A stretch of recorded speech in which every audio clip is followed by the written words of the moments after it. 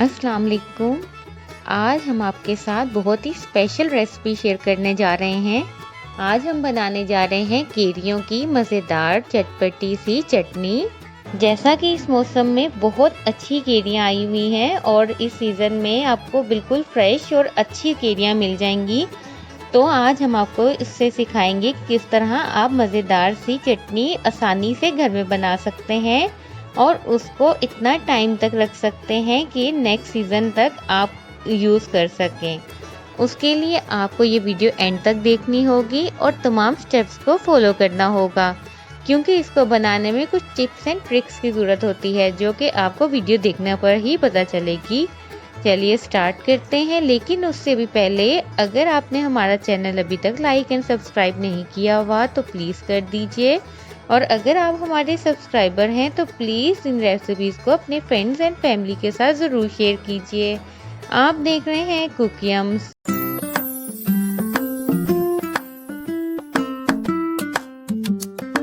यहाँ हमने ली 1 kg केरियाँ, जिनको हम वॉश करेंगे और फिर इनका छिलका रिमूव कर देंगे और उनको इस तरह कट कर लेंगे। ये देख लीजिए, इस तरह इनकी हम स्लाइसिंग कर लेंगे और पहले हम इसका छिलका रिमूव करेंगे, इसके अंदर से गुठलियाँ रिमूव करेंगे और देन हम इसकी इस तरह शेप में काट लेंगे। साथ ही हमने लिया नमक 1 टेबल स्पून, काली मिर्च ले रहे हैं पिसी हुई 1 टेबल स्पून, और हम ले रहे हैं लौंग आप 5 से 6, और हम ले रहे हैं पिसी हुई लाल मिर्च 1 टेबल स्पून, और साथ ही हम ले रहे हैं कुटी हुई लाल मिर्च 1/2 टेबल स्पून, और यहाँ हमने लिए थोड़े से पीसेस दालचीनी के। ये देख लीजिए, ये सब चीज़ें इसमें ऐड होंगी। साथ ही हम ले रहे हैं विनीगर यानी कि सिरका 3 to 4 टेबल स्पून। अब हमने ली यहाँ पे आधा किलो चीनी। हमने 1 kg केरियम के लिए आधा किलो चीनी ली, और ये देख लीजिए केरियाँ कितनी प्यारी कटी हुई हैं। अब इसमें हम चीनी को ऐड करेंगे, शुगर ऐड करेंगे इस तरह, और इसको थोड़ा सा हिलाएंगे। पॉट को किसी भी पॉट में, जिसमें आप चाहे कुकिंग पॉट जिसमें आपने पकाना है उसमें रख लीजिए और ऊपर से ढाँप देंगे।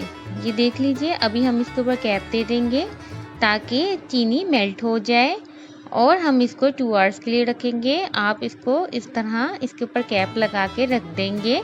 हम यहाँ पे नॉन स्टिक पैन यूज़ कर रहे हैं। आप कोई भी बर्तन जिसमें भी आप पकाना चाहें पका सकते हैं, बस उसको कवर कर देना है और फिर 2 आवर्स के लिए रखना है। उसके दरमियान में 15 मिनट्स के गैप से आप इस तरह, जिस तरह हम हिला रहे हैं, हिलाएंगे ताकि चीनी इसमें अच्छी तरह से मिक्स हो जाए। ये देख लीजिए, हमने जब 15 मिनट्स के बाद फर्स्ट टाइम हिलाया तो फिर ये इस तरह इसकी शेप आ गई, यानी चीनी अभी मेल्ट नहीं हुई।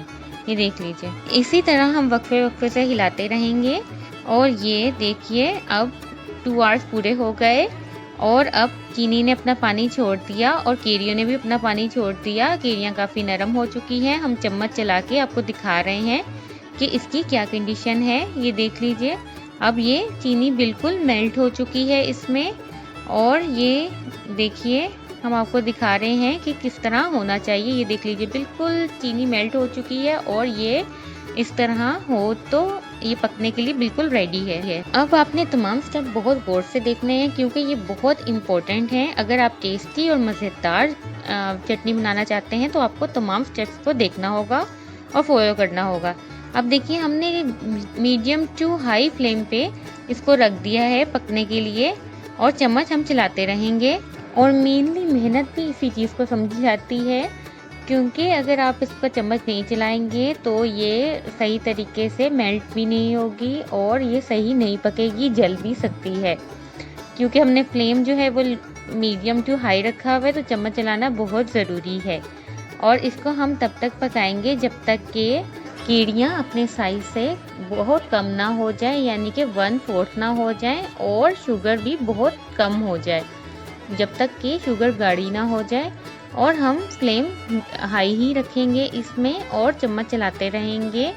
ये देख लीजिए, और जब इसमें बबल्स बनना शुरू हो जाएंगे तो तब हम स्पाइसेस ऐड करेंगे। यहाँ कुछ लोग गलती करते हैं कि वो स्टार्ट में ही स्पाइसेस ऐड कर देते हैं, उससे इसका वो टेस्ट नहीं आता, अच्छा टेस्ट नहीं आता। तो अगर आप चाहते हैं कि अच्छा टेस्ट आए तो इन स्टेप्स को बिल्कुल जैसे दिखाए गए हैं वैसे ही फॉलो कीजिए। देखिए, केरियाँ काफ़ी कम हो रही हैं अपनी साइज़ में, यानी सुकड़ती जा रही हैं, और शुगर भी काफ़ी कम हो गई है। इस तरह जब हो जाए, इसमें 10 to 15 मिनट्स लगते हैं। अब हम इसमें तमाम स्पाइसेस ऐड कर देंगे। ये देख लीजिए, तमाम स्पाइसेस हमने जो दिखाए थे वो ऐड कर लिए। जो आपको बताए, अगर आप ज़्यादा स्पाइसी खाते हैं तो आप इसमें ज़्यादा भी कर सकते हैं, लेकिन ये जो हमने आपको बताया, ये बिल्कुल परफेक्ट है। इससे बहुत टेस्टी और मज़ेदार बनती है। ना इसमें ज़्यादा स्पाइसीपन आता है और ना ही कम। बिल्कुल परफेक्ट आपको बताई हैं कि अगर आप जिस तरह बाज़ार की या बिल्कुल परफेक्ट चाहते हैं, जो उनमें चीज़ें डली हुई होती हैं, जितनी मिकदार में डली हुई होती है, वही हमने आपको बताई हैं। क्योंकि अगर आप लौंग भी ज़्यादा डाल लेंगे, ये देख लीजिए, अब हम विनीगर ऐड कर रहे हैं। अगर आप लौंग भी ज़्यादा ऐड कर लेंगे तो आपके मुंह में छाले बन जाएंगे, क्योंकि लौंग काफ़ी गर्म होते हैं। जितने आपको बताए हैं, जिस हिसाब से जो चीज़ बताई है वो ही आप रखेंगे तो आपके लिए बहुत अच्छा होगा। और चम्मच हम चलाते रहे। इस पूरे प्रोसीजर को हमें 10 to 15 मिनट्स लगे। ये देख लीजिए, अब जब हम देखेंगे कि एक तार सी बनना शुरू हो जाएगी, जिस टाइम पे हम चम्मच चलाएंगे और शुगर की एक तार सी बनना शुरू हो जाएगी, तो तब हम इसको बंद कर देंगे फ्लेम को। तब तक हम चम्मच चलाते ही रहेंगे, हमने रुकना नहीं है। और देखिए कि इनका कलर काफ़ी अच्छा आ रहा है और ये काफ़ी सिकुड़ गई हैं केड़ियाँ पहले से। आप इनको, ये देख लीजिए, अब आप इनको प्रिजर्व कर सकते हैं ठंडा करने के बाद। यानी आप डेली बेसिस में खाने के साथ इसको रख सकते हैं। इनका टेस्ट बहुत अच्छा लगता है। यहाँ एक बात बताना ज़रूरी है कि अगर आप इसको प्रिजर्व करना चाहते हैं तो आपको इसे फ्रिज में ही रखना है। ये बाहर रखेंगे तो ये ख़राब भी हो सकती है। हम आपको प्रिजर्व करने का बता रहे हैं कि अगर आप 6 मंथ्स या 8 मंथ्स के लिए प्रिजर्व करना चाहते हैं तो वो भी की जा सकती है। अगर आप इसको प्रिजर्व रखना चाहते हैं तो इसको पानी से बचाना ज़रूरी है, यानी गीला चम्मच भी नहीं लगाना। हमने यहाँ पे 1 kg केरियों का बनाया। अगर आपको ज़्यादा ये पसंद आती है तो आप इसकी 2 kg 3 kg उस हिसाब से बना लें। ये देख लीजिए, हमारी चटनी बिल्कुल रेडी है। अब हम इसके ऊपर बादाम ऐड कर रहे हैं। बादामों के अलावा भी अगर आप इसमें मगज़ लाइक करते हैं तो आप मगज़ भी ऐड कर सकते हैं। चारों मगज़ दिमाग के लिए बहुत अच्छे होते हैं। अगर आप वो चाहें तो वो भी आप इसमें ऐड कर सकते हैं। और ये देख लीजिए, ये बहुत मज़ेदार, बहुत टेस्टी बनी और बहुत कलरफुल सी बनी। आप इसको यूज़ कर सकते हैं स्नैक्स के साथ, या फिर जैसे हमने आपको पोटैटो कटलेट सिखाए हैं, उसका भी आपको डिस्क्रिप्शन में मिल जाएगा, उसके साथ ये बहुत अच्छे लगते हैं। या आप खाने के साथ इसको रखें, ये बहुत अच्छा लगता है। और इसकी तासीर ठंडी होती है, क्योंकि केरियाँ, जिनको पंजाबी में अंबियाँ कहते हैं, ये बहुत टेस्टी होती हैं और इनकी तासीर बहुत ठंडी होती है। अगर आप बच्चों को भी खिलाएं, ये उनके लिए भी बहुत अच्छी है। और इसमें सिरका हमने बहुत कम मिकदार में मिलाया है, इस वजह से गला ख़राब होने की भी चांसेस बहुत कम है। तो आपको कैसी लगी आज की रेसिपी ज़रूर बताइए, लाइक और कमेंट ज़रूर कीजिए।